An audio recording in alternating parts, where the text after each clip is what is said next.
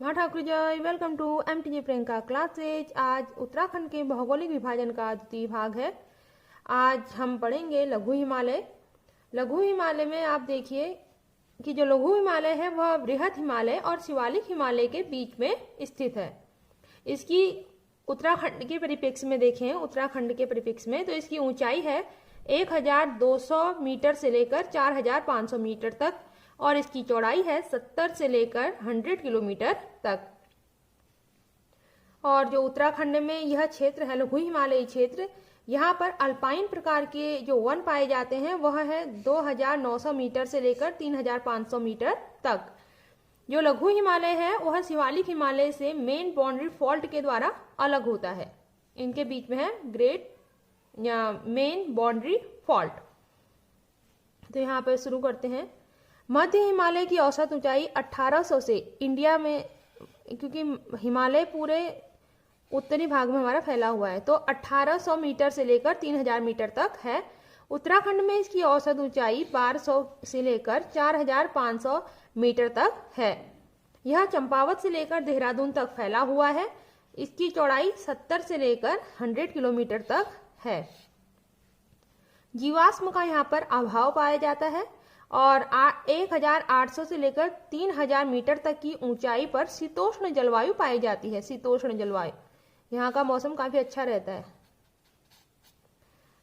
और इस क्षेत्र में कोणधारी वन पाए जाते हैं। कोणधारी वन मतलब इस टाइप के वन जो ऊपर से तीखे हों और नीचे से ऐसे हों। इस टाइप के वन, चीड़ का वन हो गया, जैसे चीड़ का पेड़ इसी टाइप का होता है ना, तो इसका मुख्य वृक्ष भी चीड़ ही है। जैसे मैं कह रही थी चीड़ का पेड़, ये चीड़ का पेड़ है। जैसे इस प्रकार के वन पाए जाते हैं। मध्य हिमालय के पर्वतीय ढालों पर घास के मैदान पाए जाते हैं। पहाड़ हैं, पहाड़ इस टाइप के पहाड़ होते हैं। पहाड़ के जो ढाल होते हैं यहाँ पर घास के मैदान पाए जाते हैं, जिन्हें उत्तराखंड में बुग्याल कहा जाता है। उत्तराखंड में बुग्याल और कश्मीर में उसे मर्ग कहा जाता है। हिमाचल के कुल्लू में उसे थच कहा जाता है। और बुग्यालों को ही पशुचारकों का स्वर्ग भी कहा जाता है। यहाँ पर काफी मात्रा में जो मवेशी होते हैं उन्हें खाने के लिए काफी भोजन मिल जाता है, इसलिए पशुचारक यहाँ पर रहना पसंद करते हैं और उनके लिए काफी अच्छा रहता है। यहाँ पर बुग्यालों में अल्पाइन प्रकार के वन पाए जाते हैं। राज्य में अल्पाइन वन 2900 से 3500 मीटर की ऊंचाई पर हैं। और जैसा अभी मैंने बताया था आपको, मध्य हिमालय तथा शिवालिक हिमालय के बीच में मेन बाउंड्री फॉल्ट यानी मुख्य मेन सीमांत दरार है। उत्तराखंड में मध्य हिमालय में मसूरी, देवबन, रानीखेत, दूधातोली, बिनसर, द्रोणगिरी पर्वत श्रेणियां आती हैं। मध्य हिमालय में नयार, सरयू, पश्चिमी रामगंगा तथा लधिया नदी निकलती हैं। नैनीताल के अनेक ताल इसी एरिया में हैं। तो यहाँ पर नदियां भी काफी निकल रही हैं और काफी अच्छा एरिया कवर करता है लघु हिमालय उत्तराखंड में। जो लघु हिमालय क्षेत्र है, यहाँ के मुख्य फल हैं सेब, नाशपाती, चेरी, अखरोट आदि। फसलें, जो यहाँ पर फसलें होती हैं वह घाटियों में होती हैं। घाटियां मतलब पहाड़ के बीच में जो थोड़ा एरिया होती है उसे घाटियां कहते हैं। घाटियों में फसलें धान की, गेहूं की, ज्वार की, मक्का की और सब्जियां होती हैं। सीढ़ीदार खेत होते हैं। पहाड़ है तो पहाड़ में क्या करते हैं, थोड़ा सा ऐसे काट करके मिट्टी को प्लेन करते हैं, फिर थोड़ी एरिया थोड़ा सा ऊपर से ऐसे सीढ़ियां जैसी बना के स्टेप वाइज खेत बनाए जाते हैं। उन खेतों में खेती की जाती है। और अलकनंदा घाटी में ज्वार की खेती की जाती है। अल्मोड़ा में मक्के की खेती की जाती है। यहाँ के प्रमुख वृक्ष हैं बांज, खरसों, चीड़, फर, देवदार, साल, सरो। और वर्षा काल में औसत वार्षिक वर्षा होती है 160 से लेकर 200 सेंटीमीटर तक। इस क्षेत्र की पर्वत श्रेणियों में आंशिक रूप से हिमाच्छादन होने के कारण इसे हिमांचल या हिम का आंचल भी कहा जाता है। जो पर्वत हैं, इन पर्वतों का जो निर्माण हुआ है वह वलित एवं कायांतरित चट्टानों के द्वारा हुआ है। आपको पता है वलित किसे कहते हैं? वलित का मतलब होता है कि जैसे मेरा ये पेपर है, इस पेपर को मैं दो प्रकार ऐसे दोनों तरफ से इस टाइप से मोड़ूंगी। सॉरी, यहाँ पे हो नहीं पा रहा है। तो ये है मेरा पर्वत, पेपर। इस पेपर को मैं दोनों तरफ से ऐसे मोड़ूंगी तो मोड़ कर बीच में जो उभार आ रहा है, ऊंचाई बन रही है बीच में, जो यहाँ पे बैंड आ रहा है, तो इस तरीके से क्या बनते हैं, पहाड़ बनते हैं। इन्हीं पहाड़ों को क्या कहते हैं, वलित पर्वत कहते हैं। और कायांतरित चट्टानें ऐसी चट्टानें होती हैं जो कि समय के साथ अपना रूप बदल चुकी होती हैं। ठीक, जो ये एरिया है यह प्री कैम्ब्रियन तथा पैलियोजोइक काल की चट्टानें हैं, जिसमें स्लेट, चूना पत्थर, सैल, क्वार्ट्ज, नीस, ग्रेनाइट आदि पाए जाते हैं। इनकी अधिकता होती है। इस श्रेणी में कई स्थानों पर खनिज भी प्राप्त होते हैं। तांबा होता है अल्मोड़ा पौड़ी में, एस्बेस्टस होता है पौड़ी में, और ग्रेफाइट पौड़ी गढ़वाल अल्मोड़ा। इसके अतिरिक्त जिप्सम और मैग्नेसाइट भी मिलता है यहाँ पर। दक्षिणी ढाल तेज है तथा उत्तरी ढाल मंद है। दक्षिणी ढाल मतलब इस साइड को तेज ढाल है और उत्तर की साइड को ढाल मंद है, और यह एरिया वनों से आच्छादित है। कुमाऊं क्षेत्र में इस श्रेणी में दक्षिणी ढाल पर लगभग 200 वर्ग किमी के क्षेत्र में अनेक झीलें हैं। इस एरिया में अनेक झीलें हैं कुमाऊं के क्षेत्र में, जैसे नैनीताल, सातताल, भीमताल आदि। इसके अतिरिक्त जो ये एरिया दिखाई दे रही है, यहाँ पे गुलाबी कर देती हूँ, यहाँ पे जो एरिया दिखाई दे रही है अल्मोड़ा, चमोली और पौड़ी के बीच का जो ये एरिया है, यह दूधातोली श्रृंखला है यहाँ पर। और दूधातोली श्रृंखला को ही उत्तराखंड का पामीर कहा जाता है।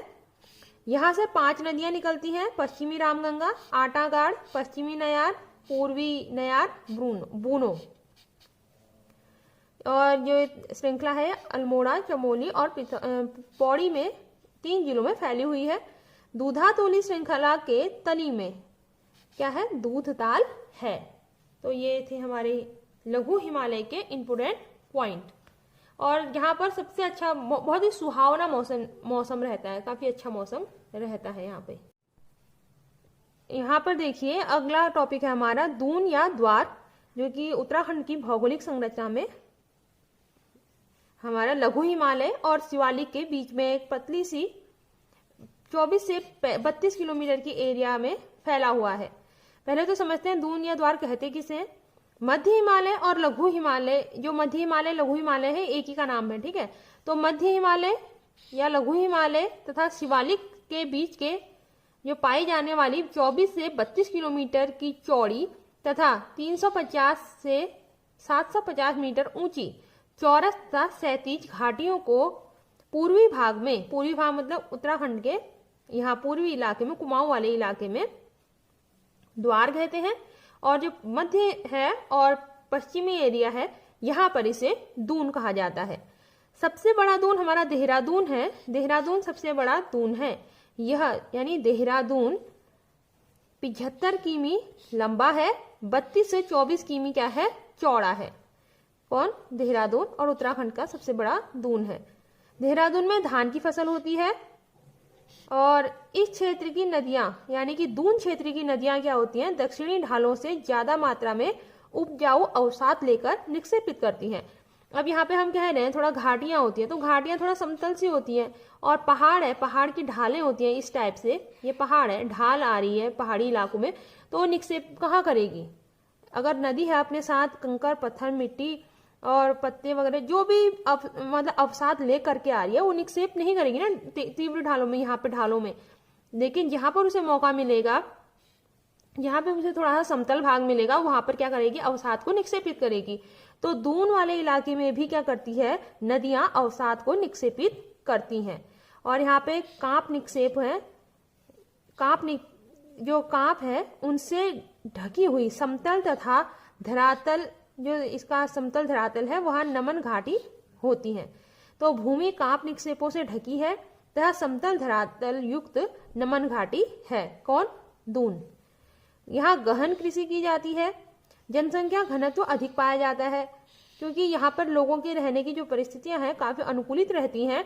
यहाँ पर अच्छी कृषि होती है, नदियां पानी लाती हैं तो पानी का अभाव भी नहीं रहता है, मौसम भी अच्छा रहता है। तो यहाँ पर जनसंख्या घनत्व भी बढ़िया मतलब अधिक मात्रा में पाया जाता है। पतली दून नैनीताल में है, जो कार्बेट राष्ट्रीय उद्यान के बीच में है। कोटा दून या कोटा द्वार नैनीताल में है, और कोठारी तथा चौखम दून पौड़ी गढ़वाल में है, और देहरादून तो खुद देहरादून में ही है। सर्वाधिक भूस्खलन की घटनाएं दून क्षेत्र में मध्य हिमालय से होती है। मध्य हिमालय यानी ऊपरी भाग, उत्तरी भाग, इस इलाके से होती हैं। यहाँ की औसत वार्षिक वर्षा 200 से लेकर 250 सेंटीमीटर तक होती है। तापमान यहाँ का गर्मी में क्या होता है 29.40 से लेकर 32.80 डिग्री सेंटीग्रेड तक होता है। जाड़े में 4.40 से लेकर 7.20 डिग्री सेंटीग्रेड तक होता है। जलवायु उपोष्ण प्रकार की पाई जाती है यहाँ पर। तो ये देहरादून, और यहाँ पे देहरादून देखिए, यहाँ पे पूर्व से लेकर पश्चिम तक फैला हुआ है, घाटियां हैं तो बीच बीच में प्राप्त होती हैं। तो ये हमारा हुआ दून क्षेत्र। आज हमने लघु हिमालय या मध्य हिमालय और दून क्षेत्र को या द्वार क्षेत्र को पूरा किया। वीडियो काफी लंबा ना हो जाए इसलिए क्या करेंगे, अगले वीडियो में हम क्या करेंगे, इससे आगे के भौगोलिक क्षेत्रों को लेंगे। So thank you for watching my channel. Please like and subscribe.